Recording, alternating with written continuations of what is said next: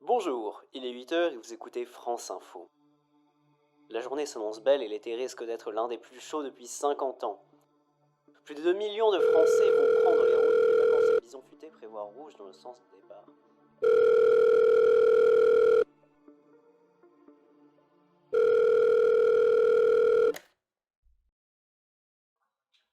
Allô, ici la Lune?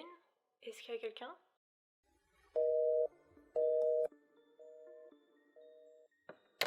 Aujourd'hui, plus de 2 millions de Français partent en vacances, et moi je dois encore une fois rester enfermé tout seul. Heureusement, cet été-là devrait être moins ennuyant que d'habitude, parce que je n'ai qu'une idée en tête. Rentrer en contact avec cette fille de la Lune. Après quelques bricolages de mon téléphone, je pouvais enfin enregistrer mes appels. Puis, je voulus lui écrire un discours. Mais, que dire à cette habitante de la Lune? Après une longue réflexion, je lui écrivis un discours en 3 parties, portant sur l'amour et sa fatalité. Puis, cela étant fait, je suis allé dormir.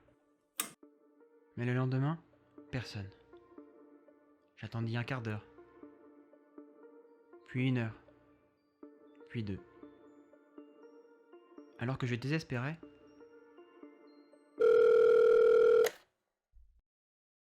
Allô? Ici la Lune? allô? Ici la Terre?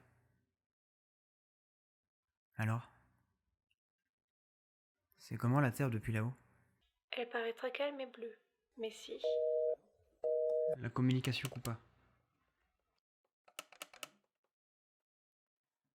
Et j'avais complètement oublié mon discours. Puis le lendemain, à la même heure,